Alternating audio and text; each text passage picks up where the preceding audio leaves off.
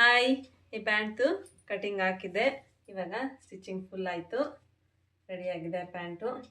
ಯಾರೆಲ್ಲ first time ನನ್ನ ಚಾನಲ್ನ ನೋಡ್ತಾ ಇದ್ದೀರಾ ದಯವಿಟ್ಟು ಸಬ್ಸ್ಕ್ರೈಬ್ ಮಾಡ್ಕೊಂಡು ನೋಡಿ.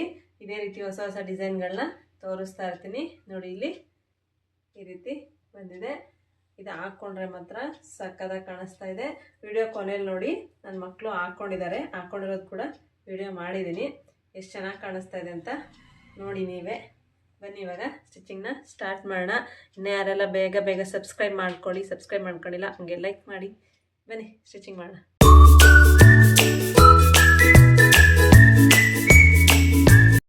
ಬನ್ನಿ ಇವಾಗ ಸ್ಟಿಚಿಂಗ್ನ ಸ್ಟಾರ್ಟ್ ಮಾಡ್ತೀನಿ.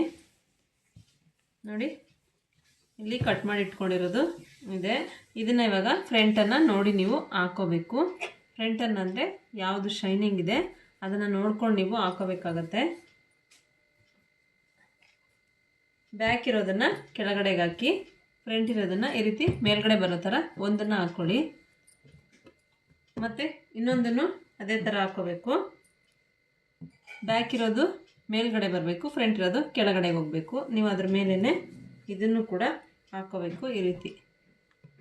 ಈ ರೀತಿ ಹಾಕ್ಕೊಂಡು ಏನು ಮಾಡಬೇಕು, ಈ ಶೇಪ್ ಏನು ತೆಗೆದಿದ್ದೀವಿ ನಾವಿಲ್ಲಿ ನೋಡಿ, ಈ ಶೇಪ್ ತೆಗೆದಿದ್ದೀವಲ್ಲ, ಈ ಶೇಪ್ನ ಕರೆಕ್ಟಾಗಿ ಹಿಡ್ಕೊಂಡು ಫುಲ್ಲು ರೌಂಡು ಸ್ಟಿಚ್ ಮಾಡಬೇಕು. ನೋಡಿ, ಒಂದು ಸ್ಟಿಚ್ನ ಹಾಕ್ಕೊಂಡಿದ್ದೀನಿ. ಇವಾಗ ಏನು ಮಾಡಬೇಕಂತ ಹೇಳಿದ್ರೆ ಈ ರೀತಿ ಫೋಲ್ಡ್ ಮಾಡ್ಕೋಬೇಕು. ಸ್ಟಿಚ್ನ ಬಿಟ್ಟು ಹೋಗ್ಬಾರ್ದು ನೀವು. ಆ ಸ್ಟಿಚ್ ಪಕ್ಕದಲ್ಲೇ ಬರೋ ಥರ ಈ ರೀತಿ ಫೋಲ್ಡ್ನ ಸಿಂಗಲ್ ಫೋಲ್ಡ್ ಆದರೂ ಮಾಡ್ಕೊಳ್ಳಿ, ಡಬಲ್ ಫೋಲ್ಡ್ ಆದರೂ ಮಾಡ್ಕೊಳ್ಳಿ. ಈ ರೀತಿ ಫೋಲ್ಡ್ನ ಮಾಡಿಕೊಂಡು ಅದ್ರ ಮೇಲೇ ಇನ್ನೊಂದು ಸ್ಟಿಚ್ ಬರಬೇಕು. ಯಾಕೆಂದರೆ ಇದು ಹಾಕ್ಕೊಂಡಾಗ ಪಿಂಜ್ಕೊಳ್ಳೋ ಚಾನ್ಸಸ್ ಇರುತ್ತೆ. ಹಂಗಾಗಿ ಈ ರೀತಿ ಸ್ಟಿಚ್ನ ಹಾಕಿದಾಗ ಸ್ಟಿಫ್ ಆಗಿರುತ್ತೆ. ನೋಡಿ, ಈ ರೀತಿ ಸ್ಟಿಚ್ನ ಹಾಕ್ಕೊಂಡಿದ್ದೀನಿ. ಇವಾಗ ಏನು ಮಾಡಬೇಕಂತ ಹೇಳಿದ್ರೆ ಸ್ಟಿಚ್ನ ಹಾಕ್ಕೊಂಡ್ಮೇಲೆ ಈ ರೀತಿ ನೋಡ್ಕೊಳ್ಳಿ, ಈ ರೀತಿ ಮೇಲ್ಗಡೆ ಪಾರ್ಟ್ನ ಎತ್ಕೊಳ್ಳಿ. ಈ ಕಡೆನೂ ಅಷ್ಟೇ, ಈ ಮೇಲ್ಗಡೆದೇನಿದೆ ಇದನ್ನು ಎತ್ಕೊಳ್ಳಿ. ಇದೆರಡನ್ನೂ ಹಿಡ್ಕೊಂಡು ಸ್ಟಿಚ್ ಹಾಕೋಬೇಕು. ಸ್ಟಿಚ್ ಎಲ್ಲಿವರೆಗೂ ಹಾಕೋಬೇಕು ಅಂತ ಹೇಳಿದ್ರೆ ಒಂದು ನಿಮಿಷ ತೋರಿಸ್ತೀನಿ ನಾನು ನಿಮಗೆ. ಈ ರೀತಿ ಸ್ಟಿಚ್ನ ಹಾಕ್ಕೊಂಡು ಬರಬೇಕು. ಇದು ಬಾಟಮ್ ಆಗಿರೋದ್ರಿಂದ ಅದು ರೌಂಡ್ ಶೇಪ್ ಏನಿದೆ ಆ ಶೇಪು ಫುಲ್ಲು ಬರಬೇಕು ಸ್ಟಿಚ್ನ ಹಾಕ್ಕೊಂಡು ನೀವು. ಇವಾಗ ತೋರಿಸ್ತೀನಿ ನೋಡಿ.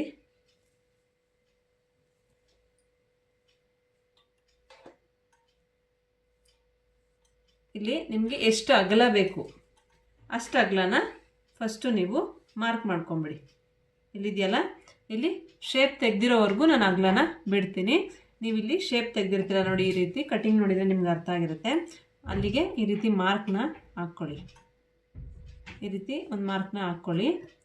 ಇಲ್ಲಿವರೆಗೂ ಆ ಸ್ಟಿಚ್ಚು ಫುಲ್ಲು ಬರಬೇಕು. ಇದು ಈ ಕಡೆಗೆ ಓಪನ್ನೇ ಇರಬೇಕು. ಇದಿಷ್ಟುವರೆಗೂ ಸ್ಟಿಚ್ ಬರಬೇಕು. ನೋಡಿ, ಇಲ್ಲಿ ಮಾರ್ಕ್ ಏನಿದೆ ಮಾರ್ಕ್ಗೆ ಇದೇ ರೀತಿ ಸ್ಟಾಪ್ ಮಾಡಬೇಕು, ಕೆಳಗಡೆವರೆಗೂ ಬರಬಾರ್ದು. ಯಾಕೆ ಅಂತ ಹೇಳಿದ್ರೆ ಇದು ಬಾಟಮ್ನ ಈ ರೀತಿ ಫೋಲ್ಡ್ ಮಾಡಿ ಸ್ಟಿಚ್ ಮಾಡಬೇಕು. ಹಾಗಾಗಿ ಇಲ್ಲಿವರೆಗೂ ಬಂದು ಸ್ಟಾಪ್ ಮಾಡಬೇಕು. ಇವಾಗ ನೋಡಿ, ಒಂದು ಕಡೆ ಆಯಿತು, ಇನ್ನೊಂದು ಕಡೆ ಅದ್ರ ಒಳಗಡೆನೇ ಇದೆ. ಅದನ್ನು ನೀವು ಈ ರೀತಿ ಬಾಟಮಿಂದ ಈ ರೀತಿ ಹೊರಗಡೆ ತಗೋಬೇಕು. ನೋಡಿ, ಹೊರಗಡೆ ತಗೊಂಡ್ವಿ. ಒಂದು ಸೈಡ್ದು ಫುಲ್ಲು ರೆಡಿ ಆಯಿತು. ಇವಾಗ ಇದನ್ನು ಏನು ಮಾಡಬೇಕಂತ ಹೇಳಿದ್ರೆ ಮತ್ತೆ ಇದನ್ನು ಈ ರೀತಿ ಹಿಡ್ಕೊಂಡು ಇದನ್ನು ಒಳಗಡೆ ಹಾಕ್ಕೋಬೇಕು. ಇವಾಗ ಮಾಡಿರೋದೇನಿದೆ ಇದನ್ನು ಒಳಗಡೆ ಹಾಕ್ಕೊಂಡು ಇದನ್ನು ಈ ರೀತಿ ಹಿಡ್ಕೊಂಡು, ಏಕೆಂದರೆ ಸ್ಟಿಚ್ಚೆಲ್ಲ ಒಳಗಡೆ ಬರಬೇಕಲ್ವ, ಫಿನಿಶಿಂಗು ಒಳಗಡೆ ಕಾಣಿಸ್ಬೇಕು. ಹಂಗಾಗಿ ಈ ರೀತಿ ಸ್ಟಿಚ್ನ ಹಾಕ್ಕೊಂಬರ್ತೀನಿ. ಇದು ಸೇಮ್ ಮೆಥಡು. ಬಾಟಮಲ್ಲಿ ಈ ಕಡೆ ಎಷ್ಟು ಬಿಟ್ಟಿದ್ದೀರಾ ಆ ಕಡೆನೂ ಅಷ್ಟೇ ಮಾರ್ಕ್ ಹಾಕ್ಕೊಂಡು ಅಲ್ಲಿಗೆ ಹೋಗಿ ಸ್ಟಾಪ್ ಮಾಡಬೇಕು. ನೋಡಿ, ಇವಾಗ ಎರಡು ಕಡೆ ಸ್ಟಿಚ್ ಆಗಿದೆ. ಇವಾಗ ಬಾಟಮ್ನ ಫೋಲ್ಡ್ ಮಾಡಿಕೊಂಡು ಸ್ಟಿಚ್ ಮಾಡ್ಕೋಬೇಕು. ಬಾಟಮ್ ಏನು ದೊಡ್ಡದಾಗಿ ಬೇಡ, ಚಿಕ್ಕದಾಗಿ ಇಷ್ಟು ಅಗಲ ಬಂದರೆ ಸಾಕು. ಈ ರೀತಿ ಫೋಲ್ಡ್ ಮಾಡಿಕೊಂಡು ಸುತ್ತ ಸ್ಟಿಚ್ನ ಹಾಕ್ಕೋತೀನಿ.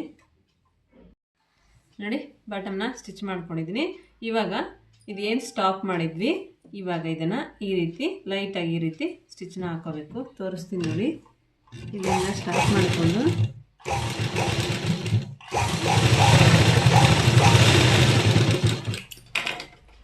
ಈ ರೀತಿ ಬಂದು ಟರ್ನ್ ಮಾಡಿಕೊಂಡ್ರೆ ರೆಡಿ ಆಗುತ್ತೆ. ಮತ್ತು ಫಿನಿಶಿಂಗ್ ಕೂಡ ನೀಟಾಗಿ ಬರುತ್ತೆ. ಫಸ್ಟೇ ಆ ರೀತಿ ಸ್ಟಿಚ್ನ ಹಾಕ್ಬಿಟ್ರೆ ಬಾಟಮು ನೀಟಾಗಿ ಬರಲ್ಲ. ಹಾಗಾಗಿ ಹೇಳಿದ್ದು ಫಸ್ಟ್ ಹಾಕಬೇಡಿ ಅಂತ. ನೋಡಿ, ಇವಾಗ ಈ ರೀತಿ ಬಂದಿದೆ ನೋಡಿ. ಈ ರೀತಿ ಇವಾಗ ಎರಡನ್ನೂ ಒಂದು ಸಮ ಜೋಡಿಸ್ಕೊಂಡಿದ್ದೀನಿ. ಈ ಕಡೆದೊಂದು ಕಾಲಿದೆ, ಈ ಕಡೆದೊಂದು ಕಾಲಿದೆ. ನೋಡಿ ಇವೆರಡನ್ನೂ ಒಂದು ಸಮ ಈ ರೀತಿ ಇಟ್ಕೊಂಡು ನೀವು ಇವಾಗ ಮಾರ್ಕ್ನ ಹಾಕೋಬೇಕಾಗುತ್ತೆ. ಸೊಂಟದ ಸೈಜ್ ಎಷ್ಟಿದೆ ಅದರ ಮೇಲೆ ಡಿಪೆಂಡ್ ಆಗುತ್ತೆ. ನಾನಿಲ್ಲಿ 32 ಸೊಂಟದ ಸೈಜು. ಇಲ್ಲಿ ನಾನು 8ಕ್ಕೆ ಮಾರ್ಕ್ ಹಾಕ್ತೀನಿ. ಯಾಕೆ ಅಂತೇಳಿದ್ರೆ ಕೆಳಗಡೆ ಒಂದು ಪಟ್ಟಿ, ಮೇಲ್ಗಡೆ ಒಂದು ಪಟ್ಟಿ, 8 8 16 ಮತ್ತು ಈ ಕಡೆನೂ 8ಕ್ಕೆ ಮಾರ್ಕ್ ಹಾಕಿದೆ. 16 16 32.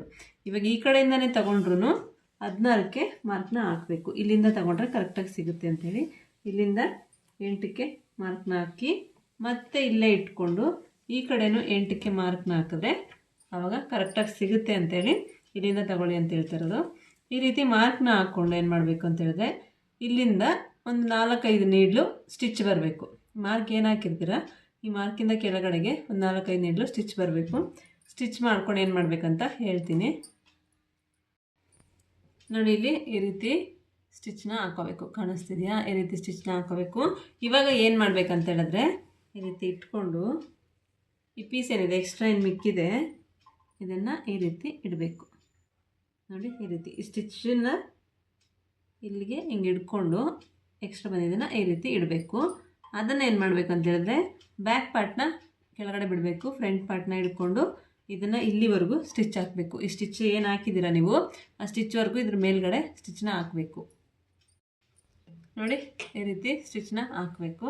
ಇಲ್ಲಿ ಬ್ಯಾಕು ಬಿಟ್ಟಿದ್ದೀನಿ, ಫ್ರಂಟಿಗೆ ಮಾತ್ರ ಸ್ಟಿಚ್ ಹಾಕಿದ್ದೀನಿ. ಇವಾಗ ಈ ಕಡೆದೇನಿದೆ ಈ ಕಡೆದು ಅಷ್ಟೇ, ಇಲ್ಲಿ ಸ್ಟಿಚ್ ಹಾಕಿದ್ದೀರಲ್ವ ಆ ಸ್ಟಿಚ್ಚಿಂದ ಈ ರೀತಿ ಇಟ್ಕೊಂಡು ಈ ರೀತಿ ಸ್ಟಿಚ್ನ ಹಾಕಬೇಕು. ಅದು ಇದ್ರ ಮೇಲ್ಗಡೆನೇ ಬರುತ್ತೆ, ಪರವಾಗಿಲ್ಲ. ಈ ರೀತಿನೇ ಹಾಕಬೇಕು. ಇದೇ ಡಿಸೈನು ನೋಡಿ. ಈ ರೀತಿ ಅಟ್ಯಾಚ್ ಮಾಡ್ಕೊಂಡಿದ್ದೀನಿ. ಇವಾಗ ನೋಡಿ ಅದು ನೀಟಾಗಿ ಕಾಣಿಸ್ತಾ ಇದೆ ಅಟ್ಯಾಚ್ ಆಗಿರೋದು. ಇವಾಗ ಇದಕ್ಕೆ ಬೆಲ್ಟ್ನ ರೆಡಿ ಮಾಡ್ಕೊಳ್ಳೋಣ.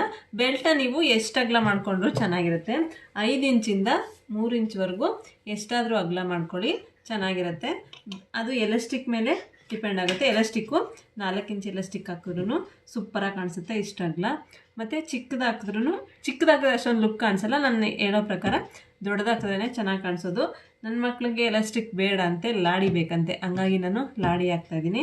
ಲಾಡಿ ಹಾಕೋದಕ್ಕೆ ಇವಾಗ ಸೊಂಟದ ಪಟ್ಟಿನ ರೆಡಿ ಮಾಡ್ಕೋತೀನಿ. ಇದು ಉದ್ದ ಎಷ್ಟು ಬೇಕೋ ಅಷ್ಟನ್ನು ಕಟ್ ಮಾಡ್ಕೊಂಡಿದ್ದೀನಿ. ಇವಾಗ ಈ ಎರಡೂ ಕಡೆ ಸೈಡಲ್ಲಿ ಸ್ಟಿಚ್ಗಳನ್ನ ಹಾಕೋತೀನಿ. ಎರಡೂ ಕಡೆ ಸೈಡ್ ಸ್ಟಿಚ್ನ ಹಾಕೋತೀನಿ ನೋಡಿ. ಸೈಡ್ ಸ್ಟಿಚ್ನು ಹಾಕ್ಬಿಟ್ಟು ಈ ಸೆಂಟರ್ ಸ್ಟಿಚ್ನು ಹಾಕ್ಕೊಂಡಿದ್ದೀನಿ ನಾನು. ಇಲ್ಲಿ ಎಕ್ಸ್ಟ್ರಾ ಬೇಕಿತ್ತು, ಹಂಗಾಗಿ ಎಕ್ಸ್ಟ್ರಾನ ಅಟ್ಯಾಚ್ ಮಾಡ್ಕೊಂಡಿದ್ದೀನಿ ನೋಡಿ. ಇಷ್ಟು ನೀಟಾಗಿ ಬಂದಿದೆ. ಇವಾಗ ಇದು ನೋಡಿ ರೆಡಿ ಮಾಡ್ಕೊಂಡಿದ್ದೀನಿ. ಸೈಡ್ ಸ್ಟಿಚ್ ಹಾಕ್ಕೊಂಡು ಇಲ್ಲಿ ಫುಲ್ ಲೈನ್ ಸ್ಟಿಚ್ ಹಾಕ್ಕೊಂಡಿದ್ದೀನಿ. ಯಾಕೆಂದರೆ ಇದು 2 ಪೀಸ್ ಇರೋದ್ರಿಂದ ಜರುಗೋ ಚಾನ್ಸಸ್ ಇರುತ್ತೆ. ಹಂಗಾಗಿ ನೀವು ಎಲಾಸ್ಟಿಕ್ ಬೇಕು ಅಂತ ಹೇಳಿದ್ರೂ ಎಲಾಸ್ಟಿಕ್ನ ಹಾಕೋಬೋದು. ನಾನಿಲ್ಲಿ ಲಾಡಿ ಹಾಕ್ತಾಯಿದ್ದೀನಿ, ಹಾಗಾಗಿ ನಾನಿಲ್ಲಿ ಸೈಡಿಗೆ ಇಡ್ತಾಯಿದ್ದೀನಿ. ಸೈಡಿಗೆ ಕಟ್ಟಿದ್ರೆ ಲಾಡಿ ಅದು ಕುಚ್ಚನ್ನ ಹಾಕಿ ಬಿಟ್ಟರೆ ಚೆನ್ನಾಗಿ ಕಾಣಿಸುತ್ತೆ, ಹಂಗಾಗಿ ಸೈಡಿಗೆ ಇಡ್ತಾಯಿದ್ದೀನಿ. ನೀವು ಸೆಂಟ್ರಿಗೆ ಬೇಕಂದರೆ ಸೆಂಟ್ರಿಗೂ ಹಾಕೋಬೋದು ಎಲಾಸ್ಟಿಕ್ನ, ಇಲ್ಲ ಯಾವ ಕಡೆ ಸೈಡಿಗೆ, ರೈಟ್ ಸೈಡ್ಗೆ ಲೆಫ್ಟ್ ಸೈಡ್ಗೆ ಯಾವ ಸೈಡಿಗಾದರೂ ಹಾಕೋಬೋದು ನೋಡಿ. ಇದು ಮೇನ್ ಸೈಡು, ಇದು ಇನ್ಸೈಡು. ಒಳಗಡೆಗೆ ಈ ರೀತಿ ಹಾಕ್ಕೊಂಡು ಫುಲ್ಲು ಸ್ಟಿಚ್ನ ಹಾಕ್ಕೋಬೇಕು. ಆಮೇಲೆ ಏನು ಮಾಡಬೇಕಂತ ತೋರಿಸ್ತೀನಿ ನೋಡಿ. ಫುಲ್ ಸ್ಟಿಚ್ನ ಮಾಡ್ಕೊಂಡಿದ್ದೀನಿ.